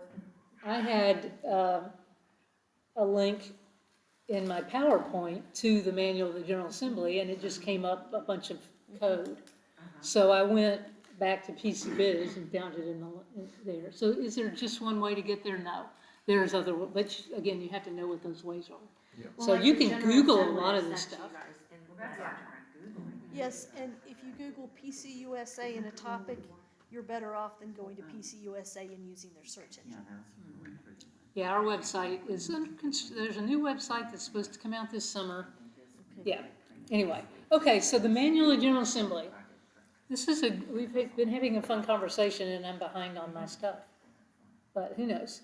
Okay, so this is the manual of the General Assembly. You all were gonna review it. I didn't mean that you absolutely had to read every word, but if you did, that's excellent. But if you kind of went, okay, that's also fine. So there are a bunch of different things in the manual of the General Assembly. It starts off with the standing rules of the Assembly, so that's how this meeting runs. There's contents of it. We're not gonna talk about all of how it runs. We've already been over the basics of that, but if you wanna know what a particular rule is, now you know where to find it, around how the General Assembly runs. There is, the last Assembly established a special committee to look at revising all the standing rules of the Assembly. So probably they're gonna look a lot different unless this Assembly says, you know, takes what this committee says and goes, I don't think so. Or, you know, we like this part, but that idea, no way. And, you know, so if you're on that committee, you get to discuss that, but regardless, Susan will get to vote on that recommendation. I'm not on that committee. You know, it's interesting, last year, the last two assemblies, I've been the assembly parliamentarian. And I have to know the standing rules fairly well for that, and also I've looked at them and I have a pet peeve, a lot of pet peeves about the rules as they are. One of my pet peeves is asking the assembly to vote on something that if they voted no, the assembly would have to dissolve. For example, the assembly has to agree on the referrals of all the business to the committees. Well, by the time they're there to vote on it, if you changed anything much, it was like, now what do we do? Because it's all been planned. So I'm hoping that they'll remove the types of things that require the assembly to vote on things that they couldn't possibly say no to, or chaos. But that's just me. Anyway, there's a bunch of rules in here, and then you go down to guidelines and policies, of which there are a few. Did you note anything of particular interest when you got to that section? I can't remember if this is from that section or not, but there, I mean, I had several things that I thought were pretty interesting Okay. in the manual.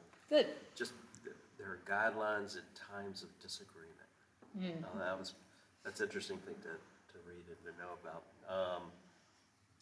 Forming social policy, interreligious stance.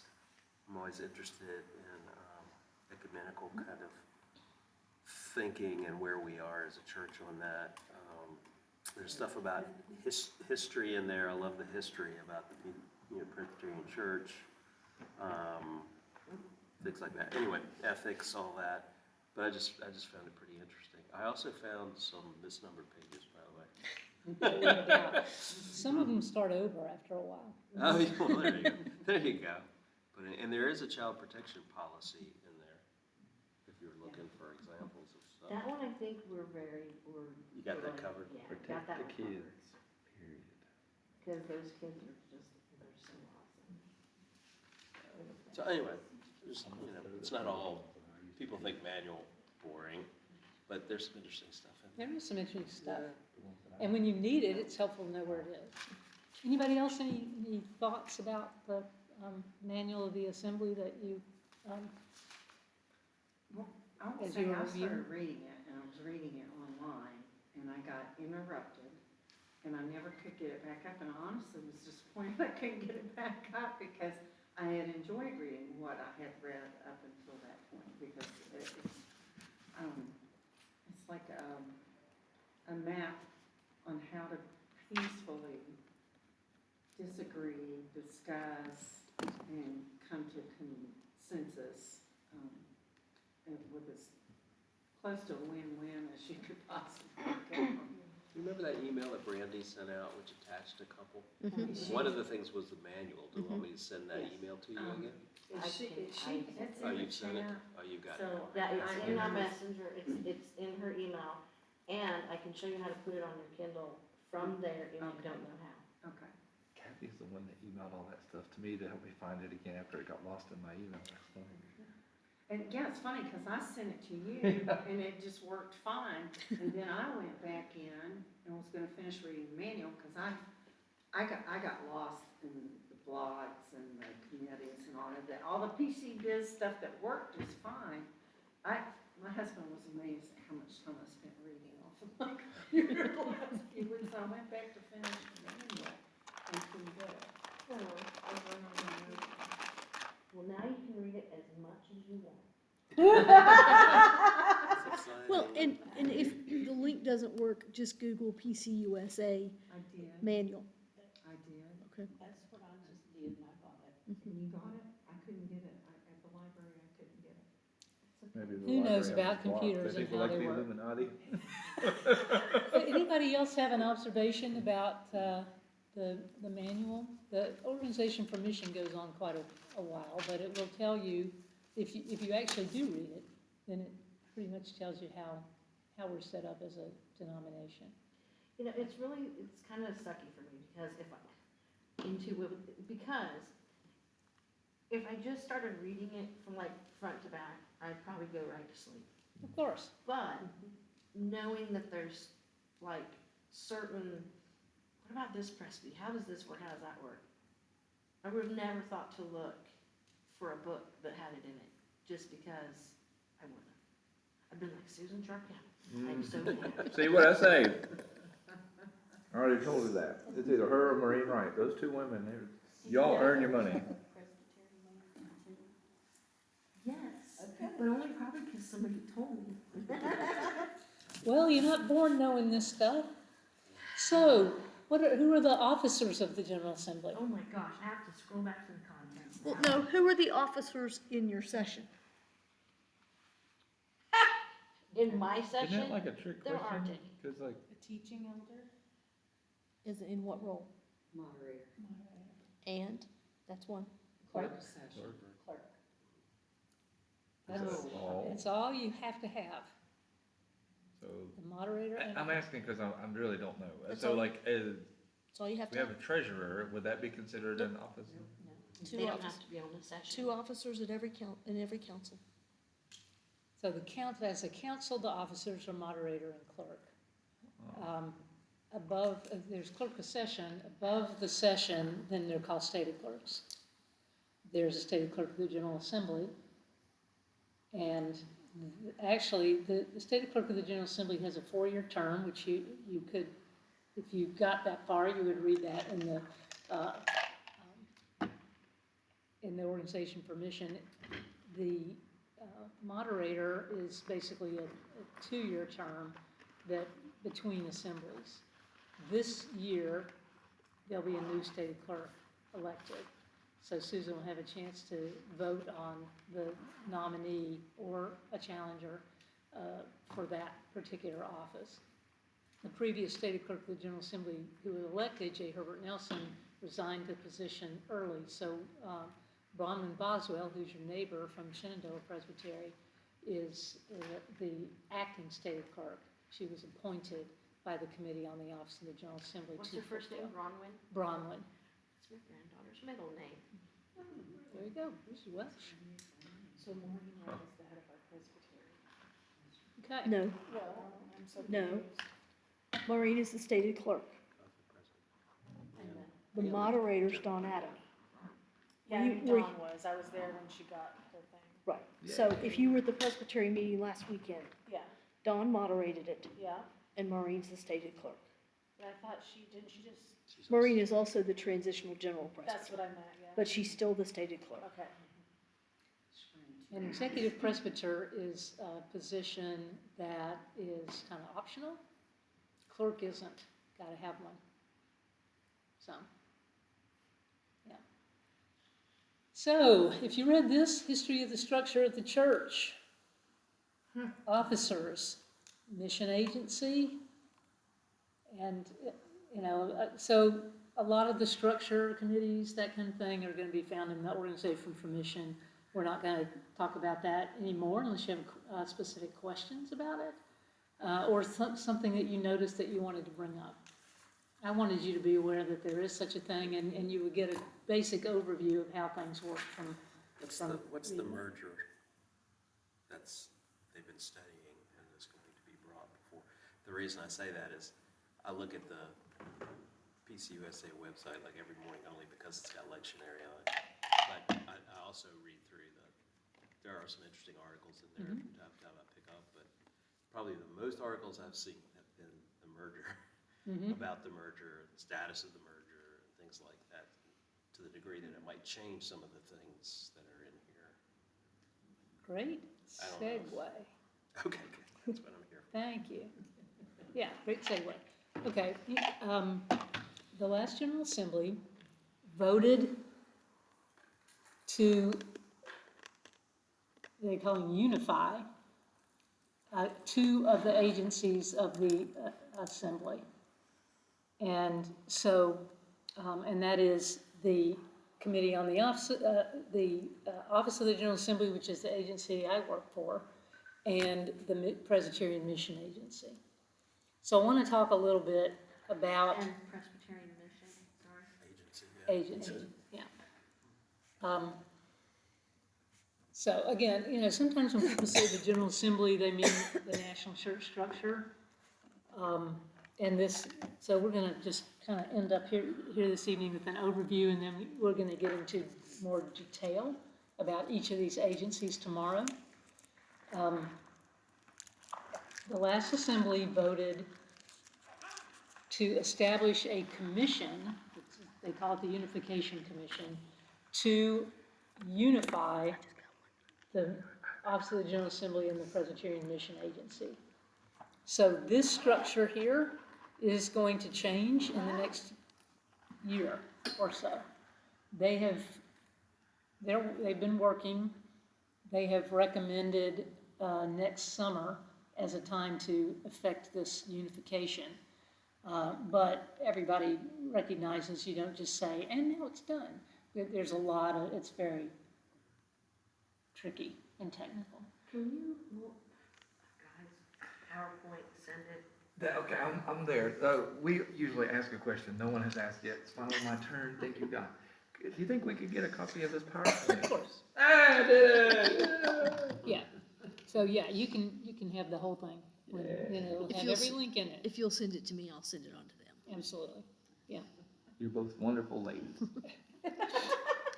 Yeah. Okay. So PCUSA structure, synods, sessions. So presbyteries are parts of synods. Sessions are parts of presbyteries. Presbyteries send commissioners to the General Assembly. This is these are the councils that we've talked about. Sometimes, again, I mean, just to be aware that when somebody decides something, it's the General Assembly as a council. There are 6 agencies of the General Assembly, and then some that are called entities, which isn't an agency. I don't know the definition of entity. I keep hoping that somebody will define it. But it means something that isn't an agency at this point. Well, that's when it's a poltergeist park. Okay, I don't know what that is. But anyway, I'll make this a little bit bigger. Thank you. Okay, so that's a little bit bigger. Maybe I'll just make it there. Nice. Okay, you can see it. So, the Presbyterian Church USA, a corporation. That's sort of here. A corporate entity of the General Assembly that holds funds and title to the property in accordance with the 1986 deliverance of the General Assembly. It's Articles of Incorporation, its bylaws. I'm just reading stuff about a corp, which is what it gets called, which is odd, right? The Presbyterian Church USA, a corporation, that's short, I think, is it in there? Yeah, the very first thing on your abbreviation, a corp. And as my colleague says, there's no B Corp. It's just a corporation, a corp. So, That's an entity, not an agency. yeah, it's the corporation that holds the property and that kind of thing of the Presbyterian Church USA. And then the people who work directly for a corp are called the Administrative Services Group. And so the types of things that ASG, I'm going to start using jargon because you've memorized it, right?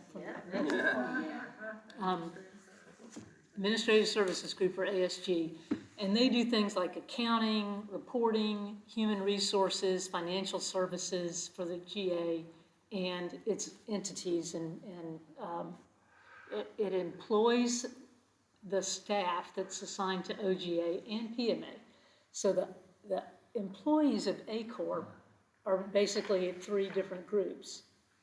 Office of the General Assembly, where I work, Presbyterian Mission Agency. My husband worked in different parts of PMA for many years, and actually now he works in ASG.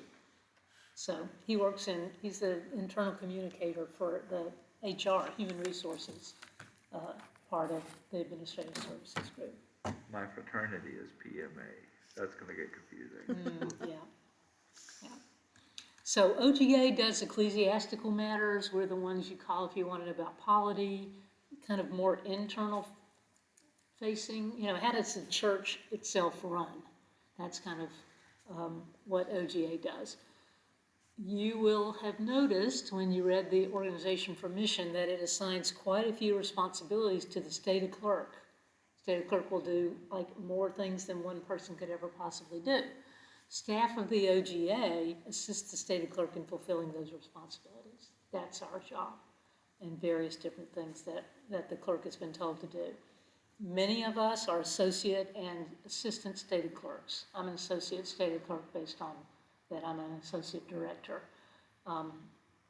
The group that is most responsible for planning and administering the General Assembly is OGA. And then we mostly follow up when the GA proposes amendments to the Book of Order. It's our responsibility to get those out to the presbyteries and then count them, the votes, and they come back to the presbyteries, and then change the Book of Order to reflect those amendments and publish it and send it back out to you. That's all OGA kinds of things. The Presbyterian Historical Society is also part of the Office of the General Assembly. We're going to talk about all this stuff a lot more detail tomorrow. Our group that is our governing group is called the Committee on the Office of the General Assembly, right there. PMA, the Presbyterian Mission Agency, does more of the church's mission. Not that we don't have a mission, but it's more outward focused. And they have a board. PMAB, the Presbyterian Mission Agency Board, but we're going to call it PMAB. ASG, as I said, serves both OGA and PMA, and it's also in charge of the building that houses OGA, PMA, and other agencies. And they are run by the A Corp Board, or governed by the A Corp Board. Maybe run is the wrong word. And all of these are based in Louisville, at 100 Witherspoon Street, the Presbyterian Center. The Board of Pensions, right on over here, is another agency. It's the legally responsible corporate body established for the purpose of administering the pension and benefits program of the PCUSA. So that's a separate corporation.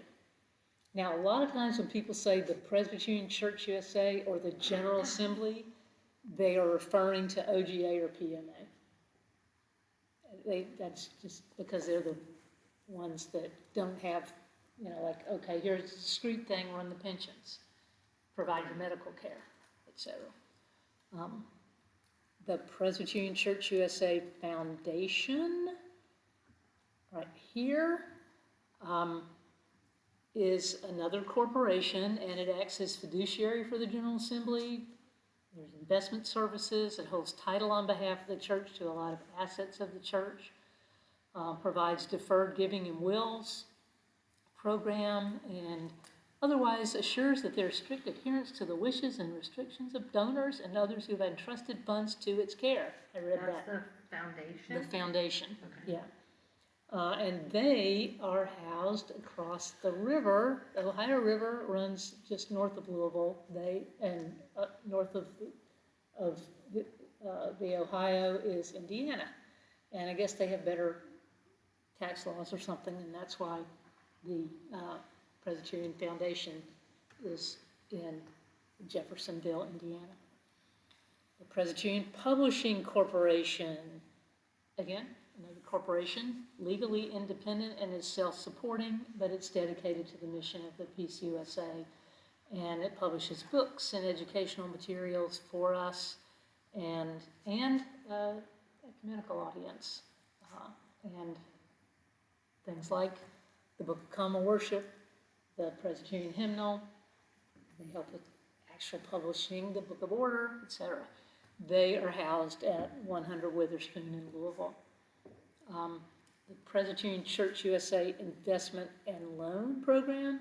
Sometimes it's just now Investment and Loan Program, but we usually call it PILP, P-I-L-P. So PPC, BOP, PILP, but then sometimes they remove the P and just call it ILP, I don't know. Anyway, ILP. They generate capital to build and rebuild church buildings, and they are housed in 100 Witherspoon as well. And then,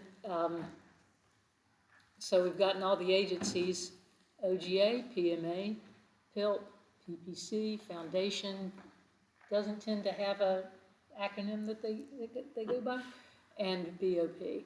And then, last but not least, Presbyterian Women in the Presbyterian Church USA, Inc. Again, another corporation, and they are, what, if I just cut and paste off of their page, organized and operated to be an inclusive, caring community of women, forgiven and freed by God and Jesus Christ, and empowered by the Holy Spirit. It strengthens the Peace USA and witnesses to the promise of God's kingdom by nurturing faith through prayer and Bible study, supporting the mission of the church worldwide, and working for justice and peace. And so, again, all of these are, except there's A Corp is a corporation, and then these 4 are corporations, and so is, from the civil perspective, so is PW. And the blue signifies their entity. These are entities that are not considered agencies. Again, what's the difference? I don't know. But PW has a relationship with PMA from the perspective of, like governing documents and that kind of thing. But they are a separate corporation, and they're not directly responsible to the General Assembly in the same way. But the PW president and the executive director are corresponding members of the General Assembly, so as are people like presidents of Presbyterian seminaries. A corresponding member of the Assembly means somebody who has the right to ask to be recognized to speak, even though they're not a commissioner of the Assembly or a YAD. And a lot of the stated clerks and associate and assistant stated clerks are also corresponding members, as are some of the leaders of these. The leaders of all these other agencies can be recognized to speak if called upon by the moderator. So anyway, we're past 9, but basic questions about. You say the acronyms so easy because you work with them all the time, but I laugh because for me, that it makes it all harder. Like, why don't they just simplify it and say General Assembly missions, General Assembly investment, General Assembly publishing, trustees, pensions, like, I think it's so much more complicated. I guess they have to have a name to be incorporated by. Like all these formalities. Well, and after you type something so many times, you want to abbreviate it. I mean, seriously. I would forget what's ALP. I mean, like I would all these like just letters. I wouldn't even be able to know what they mean. But you would if you used them regularly. I guess so. She says I'm like a pro, and I'm just like I wouldn't know. Have no clue what that is. That's why she's teaching. That's why you're here. Yeah.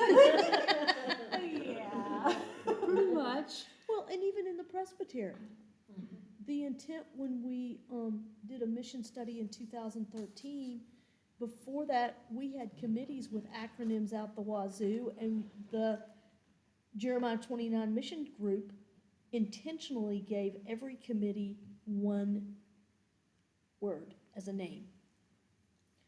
But Committee on Representation has now abbreviated themselves as COR. Committee on Ministry didn't like being called Ministry Committee, so they're COM again.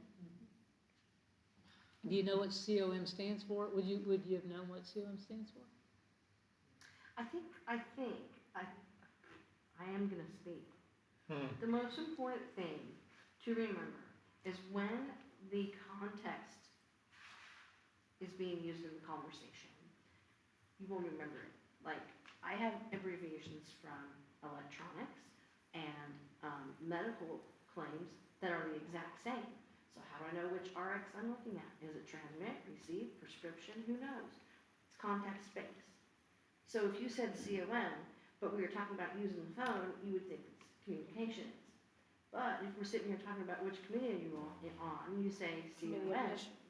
Ministry. Ministry. See, I don't even know now. Well, okay, but it would become, it's very contextual, and I think if you just remember that this is its spot and everything has its spot, You're okay. But I mean, can I do this slowly? Cause like right now I'm just figuring out ALP. Yes, you You should can. sleep Yeah. at your time. And really, for the most part, aren't gonna need to know the abbreviations of all these pages. Yeah, cause I was looking through Tricia that gave and us. I was just like, I don't know if I can do that. I gave you the list of acronyms, abbreviations, just so you have something to refer to. Right, of course. But when you get to the GA, which stands for, General Assembly. yeah, or, I mean, it could be Georgia, but, Context matters. yeah, context does matter, exactly to your point. When you get to the GA, you know, if you do, then people are gonna talk in acronyms a lot, because saying Office of the General Assembly takes longer than saying OGA. And when you know what it is, after a while, you do get to, if you have to use it, you will learn it. If you don't have to use it, you don't need to know it until you get into a context where you do.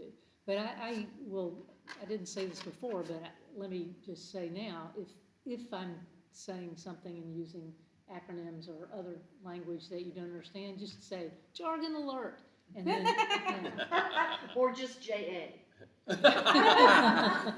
see, I might take me a while to figure that part out. No, and a question, when the information's put on PC Biz, does it use, my recollection is it may spell something out the first time, then Usually, it puts it in parentheses, the acronym, so any other time you come to it, that's what it is. Yeah. That would be the Furthermore known academic way as- to do it. Whatever, yeah. right. Well, I think every entity does that to some extent. I mean, if you're reading a legal document, it's gonna say, it's such and such, formerly, I mean, from here forward, agency, or something, you know, or just, Proprietor, whatever. yeah. Right. But there is not gonna be a test at the end of this, although we do have a I don't trivia know. game. She's She's gonna be a notorious test. for giving us tests. She gives you a test? She likes to bring the Not pain. this weekend, There are Susan. no tests in level 3. Don't celebrate, that just means there's something far worse coming. I don't know that I would see Oh, that. Yeah, good he's God, right. He's Susan right. I Sharp, don't know that I Campbell. would see that. It's past my bedtime. That's a I reason gotta to go say home. That's on record, we've got it recorded. No, there's a summer practicum and she already told us But that's not, It's not a I test. mean, it's Are you out of your brain? not I'm a written excited test, for not the an practicum. exam. It's all fun stuff. Communion, preaching, going on That's all it is? visitations. That's all No, it not is? communion, liturgist. Well, I mean, liturgists, preaching, visitation, that's all great. Yeah, that is great. Acronyms That's are all not it is. great. Acronyms- That is great. Acronyms are your friends when you need them. Well, let me change what I said. I am not giving you a test. At the end, if we have time, we have a little, like trivia game. That'd be And fun. it's Oh. hilarity sometimes I'll go ahead ensues, and but sit on the in any wall, I'm case. real bad at that. So, I think that's all we have time for tonight, right? It's past your bedtime? Respectfully, I hope so. But it's hard to do tonight. tomorrow, we will talk about all the different agencies and a bunch of the different programs and what you can learn about it. And, we can keep having conversations and bring you questions and. Just, if we get too far off topic and you're not gonna be able to finish, just reel us back in, we won't be Yeah, offended. it's, Because this group can pull Yeah, you away yes, very we will. easily. And my question is, I'll bring water. And do you know where we're having lunch we tomorrow? have one. Vandalia around the corner, The Hui? the Vandalia around the corner. Yes, Oh, okay. I went the time before. Good sandwiches. I Yes. will, we'll call them in the morning. Does everybody sitting at this table have a copy of the Presbyterian planning calendar? Yes. I do now, because I have a friend. Okay. I just want to be sure, because I think that also reinforces a lot about what resources are available. Planning calendars are very handy. Well, if you look at it, and I'm just trying to be transparent, like I look at the color thing, so I can make sure the staff there, like, you get the permission. And then the Sunday, because if there's like, say, Transfiguration Sunday, I'll put that in the bulletin. There's a lot of information in many different places here, so, okay. All right, thank you. Thank you for tolerating us so far. No, you're good. Should we Bless close? prayer. Absolutely, that's our last thing. Who's volunteering? She spoke it. No, He prayed Andrew earlier. already There's did plenty of his There's 2 unwritten minutes, that spread I it will around. pray anytime, all the time. I think they would like to hear someone else pray. I'll always do it, but You brought it up.